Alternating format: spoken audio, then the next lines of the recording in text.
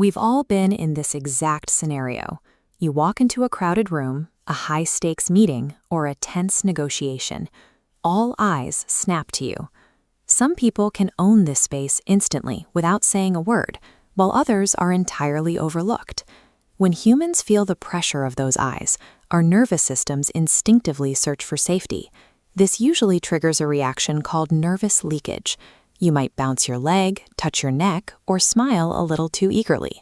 It's your biology's way of signaling submission to avoid conflict. Recently, a completely different approach has taken over the internet. You'll see it marketed as dark psychology or engineered presence. These are tactical, highly controlled movements designed specifically to overwrite that nervous leakage and project absolute untouchable control over a room. This leaves you with a choice to make about how you carry yourself. Does forcing an engineered, stoic presence actually give you the authority you need to advance your career? Or does it backfire, making you look intensely awkward and hostile to your peers? To answer that, we have to look past the aggressive internet marketing.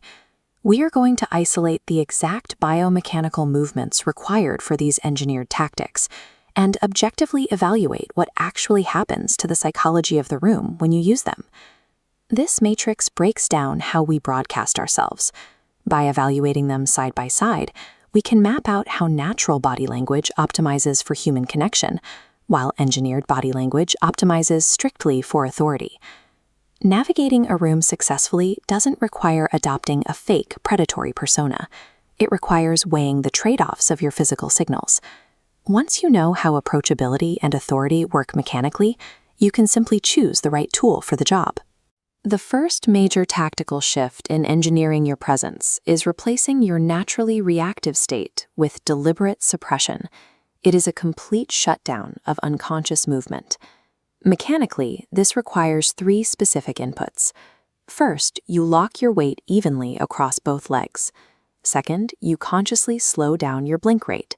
And third, instead of letting your eyes dart around quickly like prey, you perform a slow, continuous scan of your environment. When other people see this, their nervous systems interpret that lack of movement in a very specific way. Slowness reads as calculation. It tells the room that you are entirely unthreatened by the pressure and fully in control of the space. We can plot this on an effort versus impact chart. Deliberate stillness lands in the high-effort, high-impact quadrant. The massive mental bandwidth required is the catch. You must continuously monitor and suppress every natural twitch, micro-expression, and shift in your weight. This creates a stark trade-off. If you need to command respect in a highly confrontational meeting, deliberate stillness works incredibly well. But if you try to hold this stance at a casual office lunch, you won't look powerful. You'll just look robotic, detached, and strange. The way you angle your body towards someone dictates the power dynamic. Facing directly, or slightly turning away, drastically changes what they feel from you.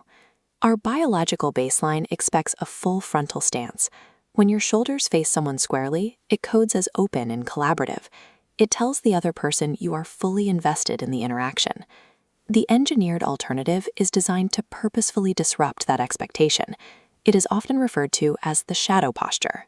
To execute it, initiate a subtle, relaxed forward lean, but angle your body 10 to 15 degrees away from the person you're speaking to. Crucially, you then place one hand out of sight, usually resting it in a pocket. The slight turn creates a conflicting message. It implies you are engaged enough to listen, but entirely unimpressed. This creates a subtle power vacuum, and targets will often subconsciously work harder to seek your validation and bridge the gap. However, hiding a hand carries a severe biological risk. The human brain is hardwired to track hands to assess threats. Taking one out of the visual field instantly triggers subconscious alarm bells, making you seem inherently untrustworthy.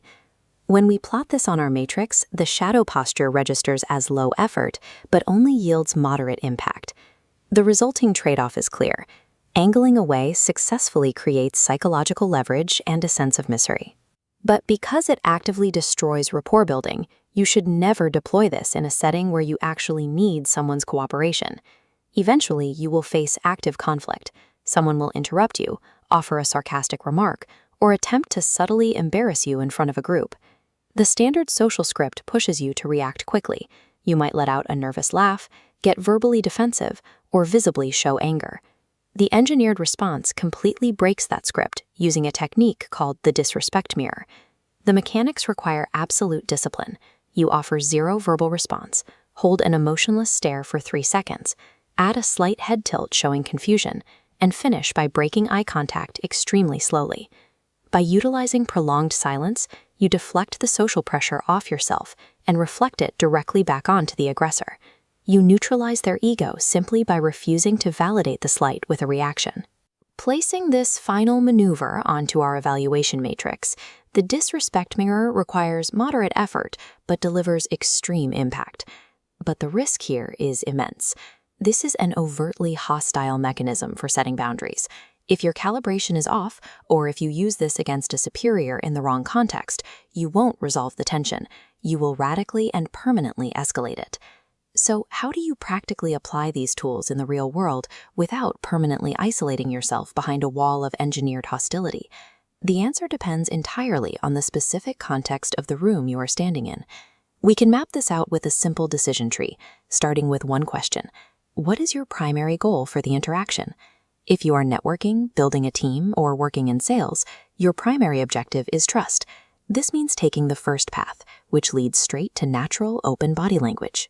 If you try deploying engineered stillness or hiding your hands in these collaborative environments, you will actively sabotage your own success by triggering subconscious distrust in the people you need on your side. But when you are walking into high-stakes negotiations or dealing with toxic colleagues who test your limits, the goal shifts strictly to boundary management. That is when you take the second path, applying engineered control and stillness. Commanding a room is not about acting like a predator or trying to disturb people into respecting you. True physical presence comes from the emotional intelligence to consciously select your physical signals. You use engineered tactics as situational tools to anchor yourself when it counts, rather than letting an anxious nervous system default to weakness.